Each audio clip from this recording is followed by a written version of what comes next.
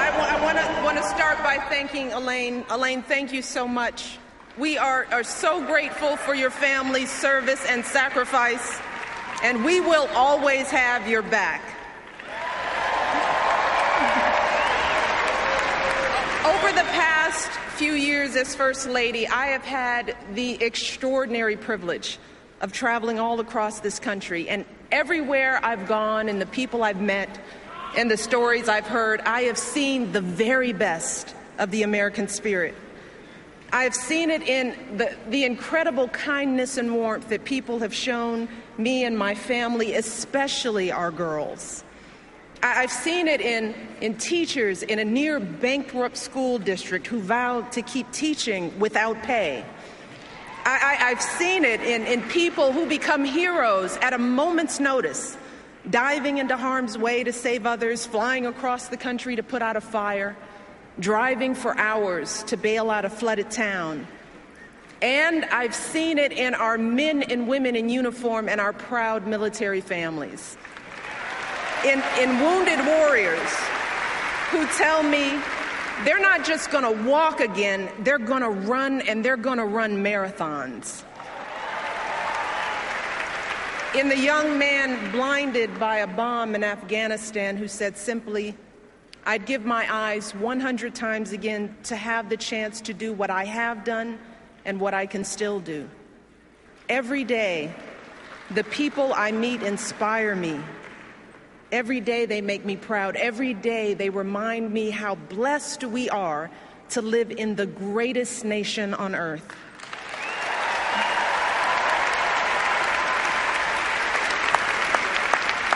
Serving as your First Lady is an honor and a privilege.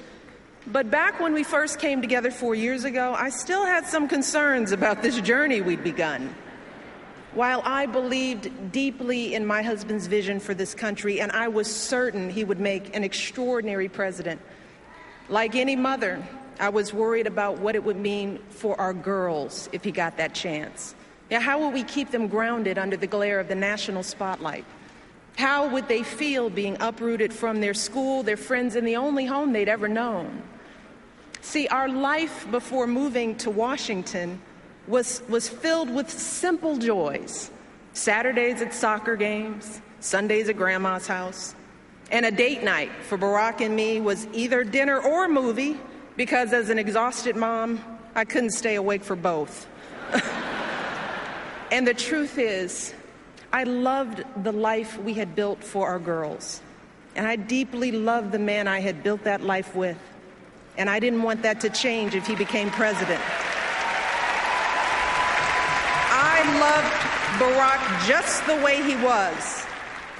You see, even back then, when Barack was a senator and a presidential candidate, to me, he was still the guy who picked me up for our dates in a car that was so rusted out, I could actually see the pavement going by in a hole in the passenger side door. He was the guy whose proudest possession was a coffee table he'd found in a dumpster, and whose only pair of decent shoes was a half size too small. But see, when Barack started telling me about his family, see, now that's when I knew I had found a kindred spirit, someone whose values and upbringing were so much like mine. You see, Barack and I were both raised by families who didn't have much in the way of money or material possessions, but who had given us something far more valuable: their unconditional love, their unflinching sacrifice, and the chance to go places they had never imagined for themselves. My father was a pump operator at the city water plant, and he was diagnosed with multiple sclerosis when my brother and I were young. And even as a kid, I knew there were plenty of days when he was in pain. And I knew there were plenty of mornings when it was a struggle for him to simply get out of bed. But every morning, I watched my father wake up with a smile, grab his walker, prop himself up against the bathroom sink, and slowly shave and button his uniform. And when he returned home after a long day's work, my brother and I would stand at the top of the stairs of our little apartment, patiently waiting to greet him, watching as he reached down to lift one leg and then the other to slowly climb his way into our arms. But despite these challenges, my dad hardly ever missed a day of work. He and my mom were determined to give me and my brother the kind of education they could only dream of. And when my brother and I finally made it to college, nearly all of our tuition came from student loans and grants. But my dad still had to pay a tiny portion of that tuition himself. And every semester he was determined to pay that bill right on time, even taking out loans when he fell short. He was so proud to be sending his kids to college, and he made sure we never missed a registration deadline because his check was late. You see, for my dad, that's what it meant to be a man. Like so many of us. That was the measure of his success in life, being able to earn a decent living that allowed him to support his family.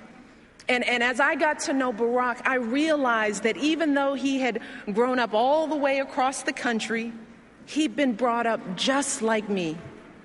Barack was raised by a single mom who struggled to pay the bills and by grandparents who stepped in when she needed help. Barack's grandmother started out as a secretary at a community bank, and she moved quickly up the ranks. But like so many women, she hit a glass ceiling. And for years, men no more qualified than she was, men she had actually trained, were promoted up the ladder ahead of her, earning more and more money while Barack's family continued to scrape by. But day after day, she kept on waking up at dawn to catch the bus, arriving at work before anyone else, giving her best without complaint or regret.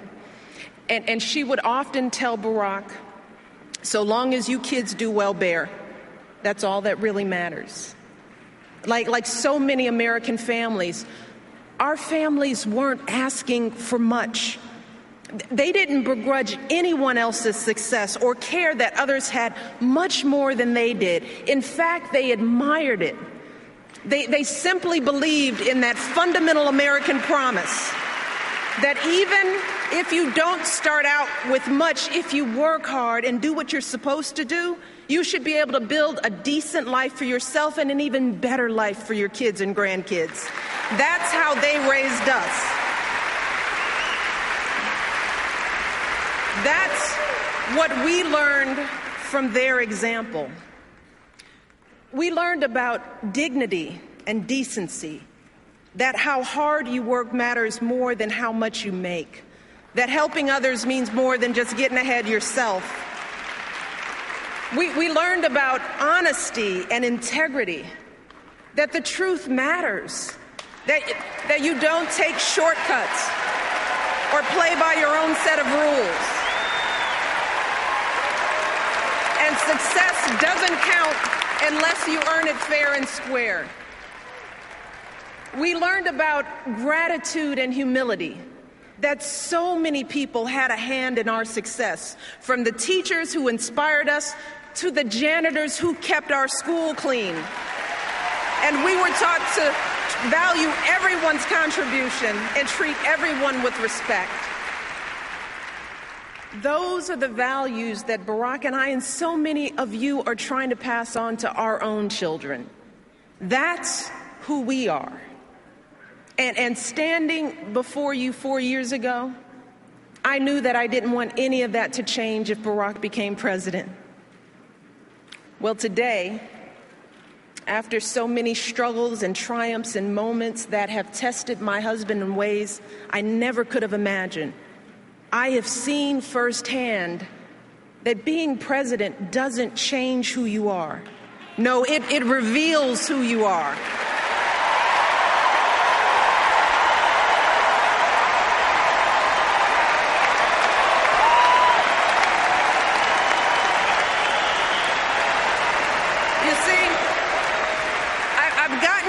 To see see up close and personal what being president really looks like.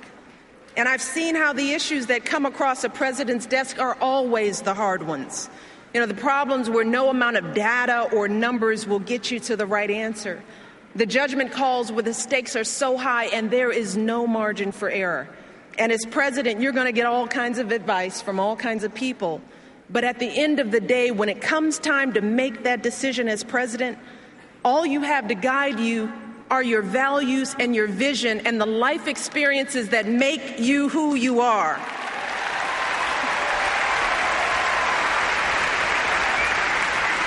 So when it comes to rebuilding our economy, Barack is thinking about folks like my dad and like his grandmother. He's thinking about the pride that comes from a hard day's work. That's why he signed the Lilly Ledbetter Fair Pay Act, to help women get equal pay for equal work. That's why he cut taxes for working families and small businesses and fought to get the auto industry back on its feet. That's how he brought our economy from the brink of collapse to creating jobs again, jobs you can raise a family on, good jobs, right here in the United States of America.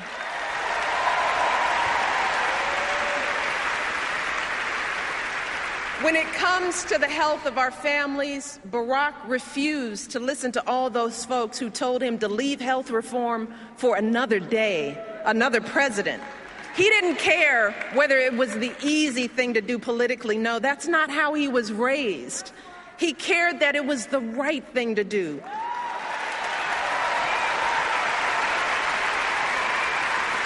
He did it because he believes that here in America, our grandparents should be able to afford their medicine. Our kids should be able to see a doctor when they're sick. And no one in this country should ever go broke because of an accident or an illness.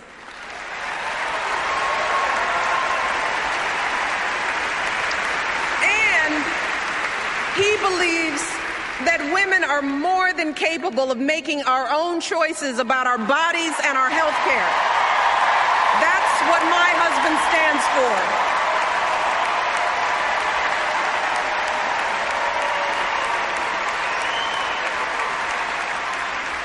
When it comes to giving our kids the education they deserve, Barack knows that, like me and like so many of you, he never could have attended college without financial aid. And believe it or not, when we were first married, our combined monthly student loan bill was actually higher than our mortgage. Yeah, we were so young, so in love, and so in debt. And that's why Barack has fought so hard to increase student aid and keep interest rates down, because he wants every young person to fulfill their promise and be able to attend college without a mountain of debt. So in the end, for Barack, these issues aren't political. They're personal. Because Barack knows what it means when a family struggles. He knows what it means to want something more for your kids and grandkids. Barack knows the American dream because he's lived it. And he wants everyone in this country, everyone, to have the same opportunity, no matter who we are or where we're from or what we look like or who we love.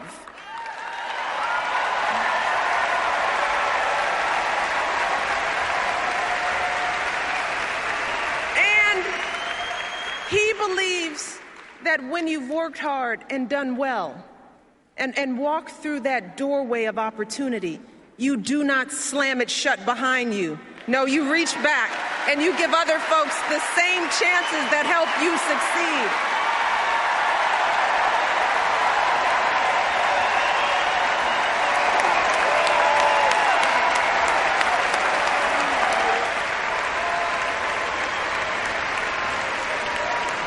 So when people ask me whether being in the White House has changed my husband, I can honestly say that when it comes to his character and his convictions and his heart, Barack Obama is still the same man I fell in love with all those years ago. Yeah. He's the same man who started his career by turning down high-paying jobs and instead working in struggling neighborhoods where a steel plant had shut down, fighting to rebuild those communities and get folks back to work. Because for Barack, success isn't about how much money you make. It's about the difference you make in people's lives.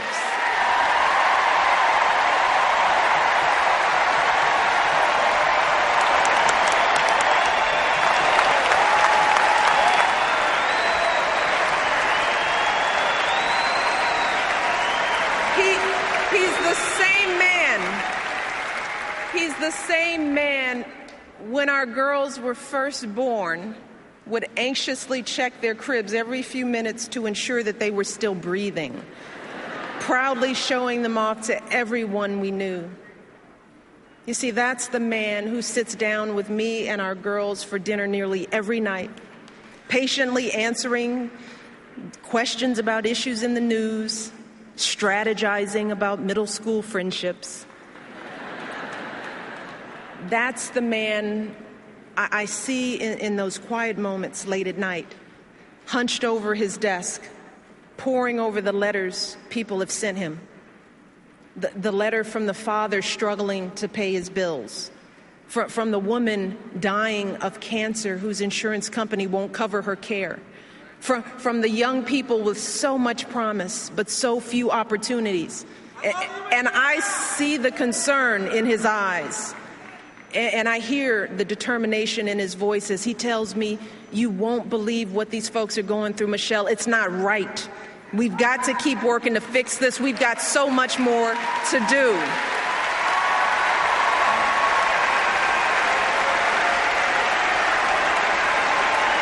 I see how those stories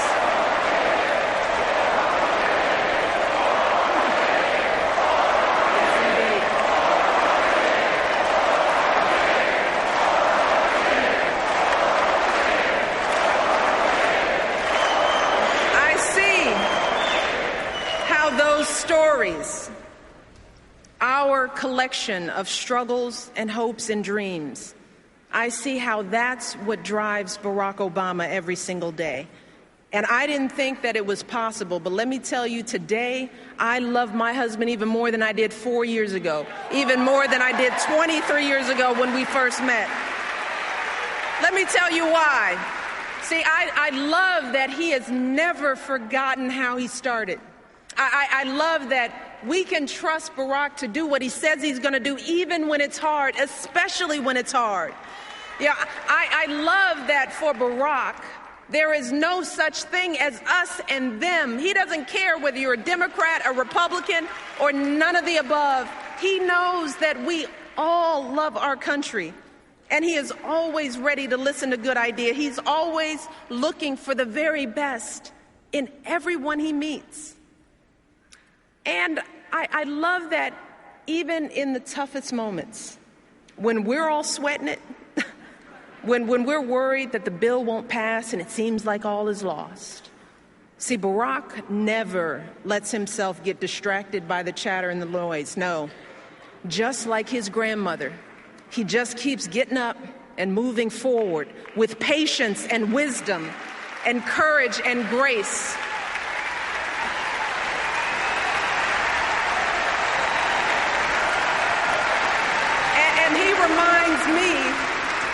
He reminds me that we are playing a long game here, and that change is hard, and change is slow, and it never happens all at once, but eventually we get there. We always do. We get there because of folks like my dad, folks like Barack's grandmother, men and women who said to themselves, I may not have a chance to fulfill my dreams, but maybe my children will. Maybe my grandchildren will. See, so many of us stand here tonight because of their sacrifice and longing and steadfast love, because time and again they swallowed their fears and doubts and did what was hard. So today, when the challenges we face start to seem overwhelming or even impossible, let us never forget that doing the impossible is the history of this nation. It is who we are as Americans. It is how this country was built.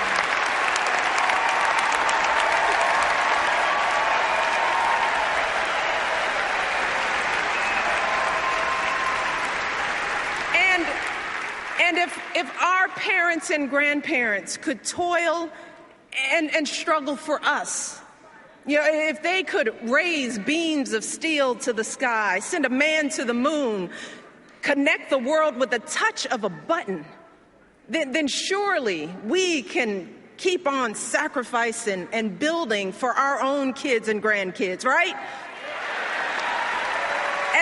And if so many brave men and women could wear our country's uniform and sacrifice their lives for our most fundamental rights, then surely we can do our part as citizens of this great democracy to exercise those rights.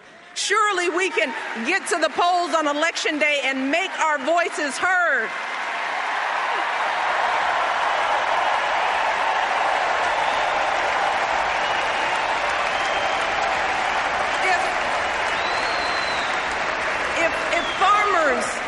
And blacksmiths could win independence from an empire, if immigrants could leave behind everything they knew for a better life on our shores, if women could be dragged to jail for seeking the vote, if a generation could defeat a depression and define greatness for all time, if a young preacher could lift us to the mountaintop with his righteous dream, and if proud Americans can be who they are and boldly stand at the altar with who they love, then surely we can give everyone in this country a fair chance at that great American dream.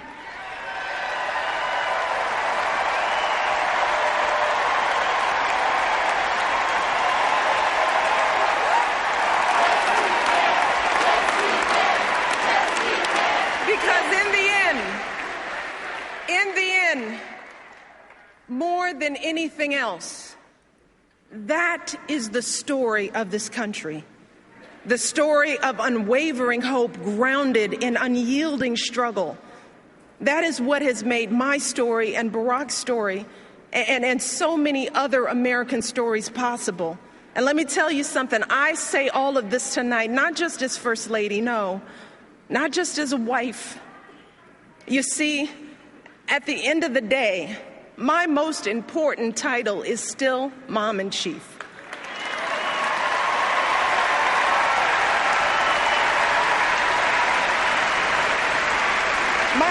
My daughters are still the heart of my heart and the center of my world. But let me tell you, today I have none of those worries from 4 years ago. No, not about whether Barack and I were doing what was best for our girls.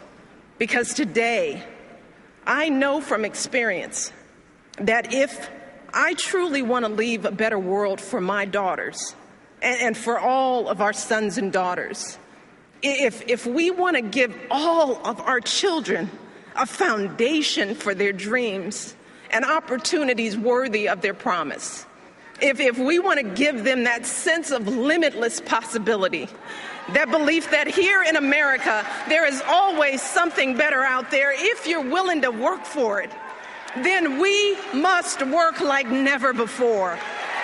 And we must once again come together and stand together for the man we can trust to keep moving this great country forward. My husband, our president, Barack Obama.